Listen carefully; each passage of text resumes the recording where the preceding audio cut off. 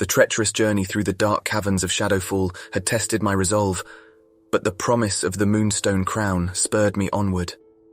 Every step deeper into the abyss heightened the sense of impending danger that loomed around me. As I ventured further into the labyrinthine passages, the air grew thick with an oppressive darkness that seemed to breathe, whispering taunts that echoed through the void. The shadows danced with an ethereal malice, their presence unnerving. The guardians of Shadowfall were formidable adversaries, crafted from the very essence of the shadows themselves. Their eyes glowed with an ominous light as they lunged towards me, their forms shifting and twisting with eerie grace. My every move was met with their swift retaliation, their ethereal blades striking with deadly precision. With each victory, the path before me grew clearer, but the darkness within the caverns seemed to seep into my very being, filling me with doubt. It whispered words of despair and hopelessness, trying to extinguish the flame of my determination.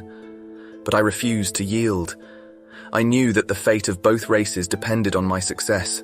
After a grueling battle against a monstrous shadow serpent, I stumbled upon the chamber that housed the Moonstone Crown. Its ethereal glow bathed the room in a gentle radiance, casting aside the suffocating darkness that had plagued me. As I reached out to claim the artifact, a voice echoed through the chamber. "Arden, seeker of unity," the voice intoned, reverberating with ancient power. "You have overcome the trials set before you, but the true test lies in what you do next." The voice belonged to the spirit of the Moonstone Crown itself, a benevolent being that had witnessed the rift between our races and yearned for its restoration. It spoke of a ritual, a binding ceremony that required the cooperation of both the humans and the elves. With the Moonstone Crown in hand, I emerged from the depths of Shadowfall and returned to the elven city of Silvershade. Seraphina, though still harboring doubt, agreed to convene a council of elven elders and human leaders.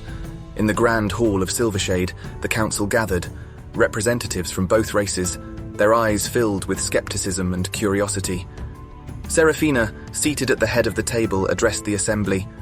"Arden, the human who seeks unity, has returned with the Moonstone Crown," she announced, her voice resolute. "Let us hear his proposal." I presented the vision of a shared future, one where humans and elves coexisted in harmony.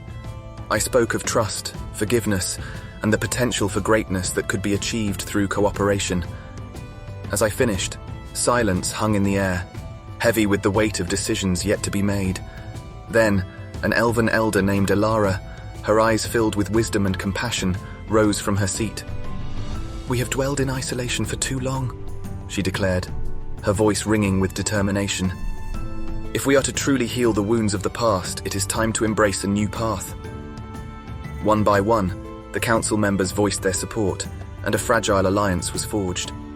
The Moonstone Crown was placed upon a pedestal, and in a solemn ceremony, humans and elves reached out, their hands interlocking in a gesture of unity. The chamber filled with a shimmering light as the power of the Moonstone Crown infused the gathering.